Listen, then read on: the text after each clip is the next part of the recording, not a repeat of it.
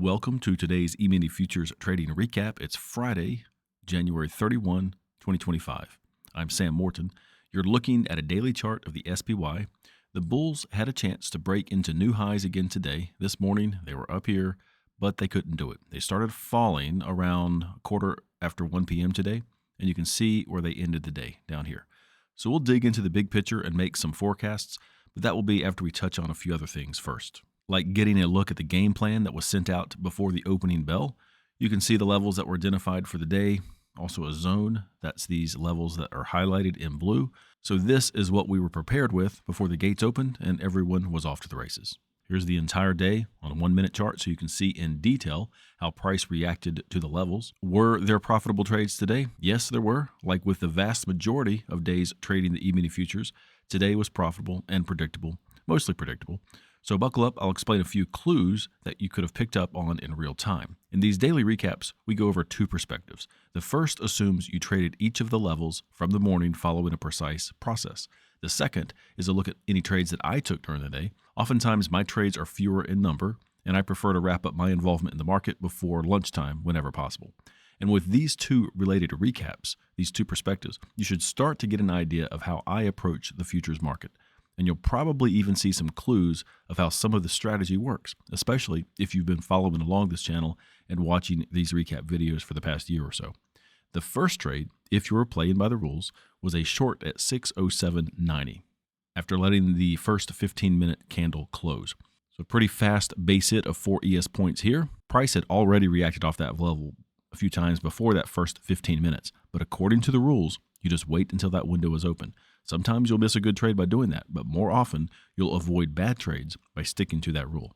We'll watch a recording of my live trades in a moment, and then you'll see me wait until price was above this level, and that's when I jumped on board on the long side. Being on that side of the trade looked more promising early into the session, based on other things that I was seeing. But according to the rules, first official trade, a short right here, 4 ES points. The second trade at 608.54, the top of this zone, did not hand over a base hit, and the price action didn't qualify for what we call a near miss. One of those near miss scenarios is when price comes down, in this case since it was a short trade, to the profit objective or heads toward it, but it misses it by a certain amount before reverting back to the entry point. But that didn't happen. It wasn't a near miss here. This trade was still in development. So the plan for this trade was to maintain the status quo, but it got out of the money and eventually turned into a fumble, and that's when the trade was reversed. 9.5 points given back to the market on that fumble, and then the reversal got back 4 points as they continued to climb. And that's just a 4-point base hit, like all these other playing by the rules trades. The third trade was a recycle trade. By the way, this little thing here did not happen in real time, just an anomaly that shows up sometimes. It is interesting to note where they went, right to 605.15 or thereabouts. But this third trade was a recycled trade of this top of the zone, 608.54. Price hit the level to the penny right here, and that is actually more than enough for a base hit right there pretty quickly. Trade number 4 was also a long trade, this time at the bottom of the zone, 607.90. They gave a quick bounce. If you had your profit objective on your chart ready to go as a limit order, the trade would have been closed out profitably for another base hit. Trade number 5 was at 606.13 when SPY was coming down pretty fast. If you trust the process, you're buying an ES contract or two at this level, or however many you can afford, with the understanding that if price does not bounce there because of the increased momentum going on at this point, then you'd need to be willing to buy the same number of contracts at the next level down if price hits that level. And they did. So say if you bought 2 here at 606.13, you're buying 2 more at 605.50. Now when I say you're buying ES contracts, you're buying ES or E-mini contracts when the SPY hits this level. The E-minis have their own corresponding value when the SPY is right here. So your reward for trusting the process was essentially 2 base hits across these 2 levels from that averaged in position. And by the way, a recycled trade under this, down at 605.15, like going short when they got underneath it, would have worked great because they did react a few times. But we're not going to count this per the process because the rule is to allow more time to go by for this type of retest before attempting a recycle trade on the other side. So if you're keeping track, these are the last 2 trades at the levels for the day, total of 6 trades and a net positive for the day. So there you go, perspective number 1. The next perspective is my personal trades for the day. And I was able to have a screen recording going all day. So here you go. I mentioned already that I did not take that first short trade at 607.90. Instead, I waited for price to get above that level, and I jumped on board on the long side. I only traded one contract and pulled 4 points, 5 points, I think. Then I went short at the top of the zone per the rules, so we're not there yet. I'll scrub ahead here, give them some time. So by the way, I made this line dashed because that was the base hit, just kind of give myself a little indication that short trade happened, not going to mess with it. So I got long a little early, took 5 points off on their way up. So you can see that trade happen. Then I'll scrub ahead here to the next one. I had an order in the system that when the SPY, or if the SPY would hit 608.54, then I would sell 2 contracts in E-minis automatically. It was a order in the system. But as you know, this trade got out of the money, and you'll see me reverse this trade when I was right about 10 points out of the money. So I gave back $1,000, and I had my initial sights set on the level higher up. I was going to take the 2 contracts, now I'm long, off before they got to this next level.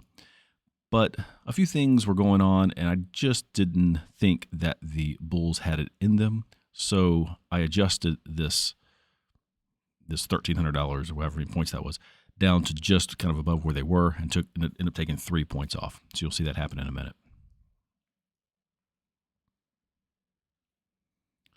Move ahead here.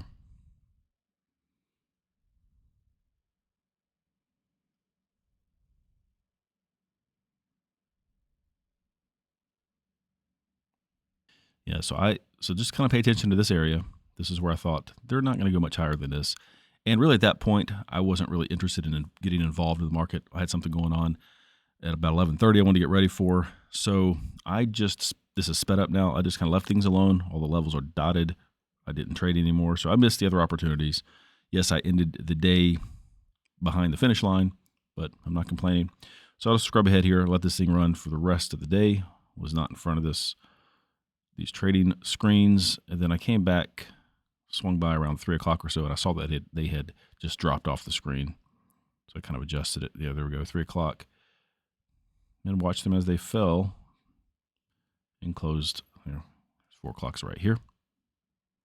So that's it for my trades. Perspective number 2, if you will.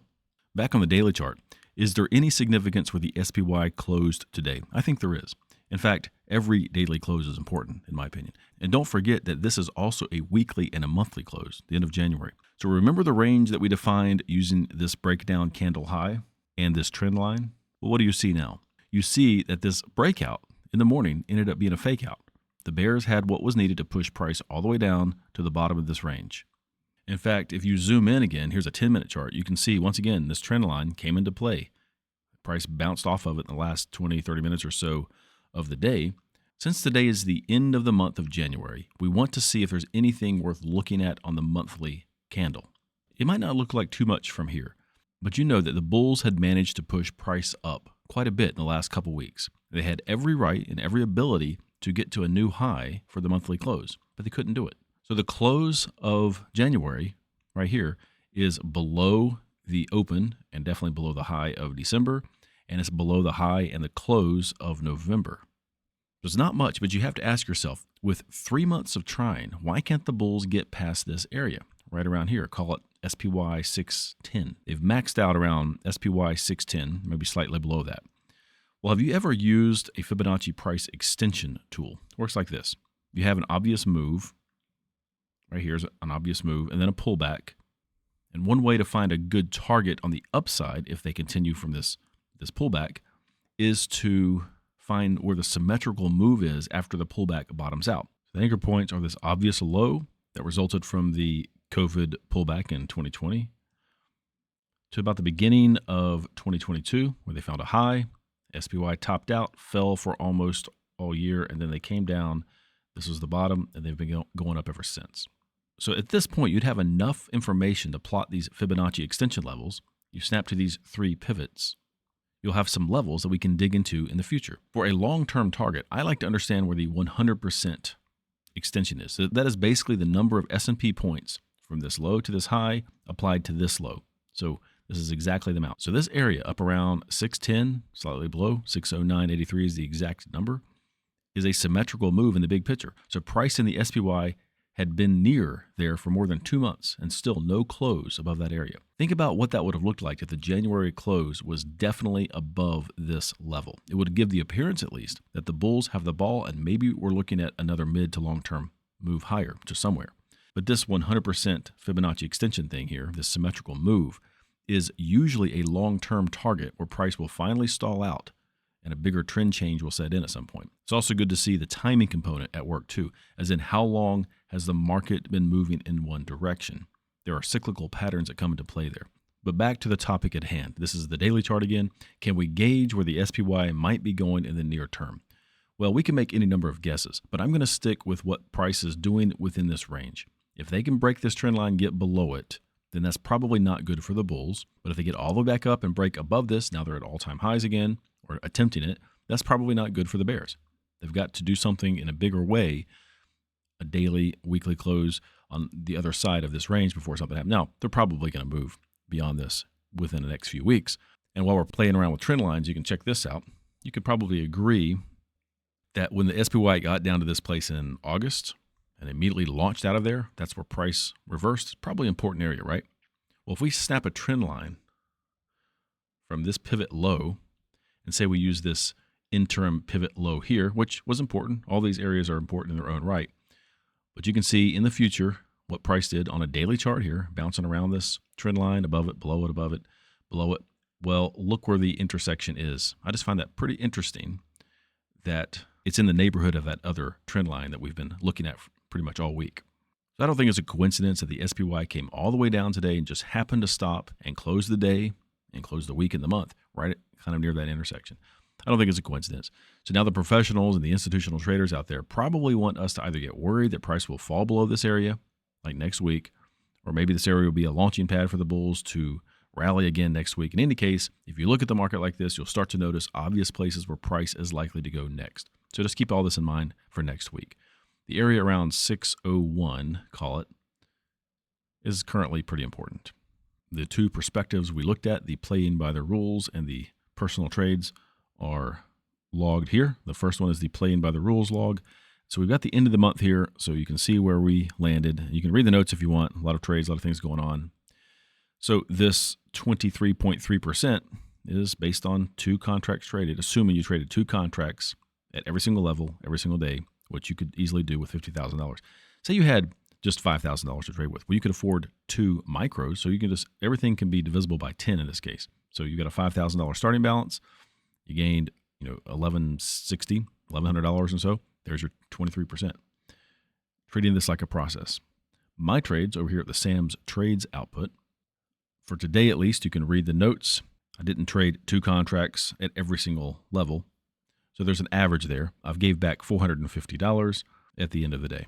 And my rate of return is less. I have less trades over the last month. But that rate of return, once again, just to keep things consistent, is based on an assumption of a $50,000 starting balance and trading 2 contracts at each level. But my points earned on most trades just tend to be different because I'm just being more creative or taking different chances.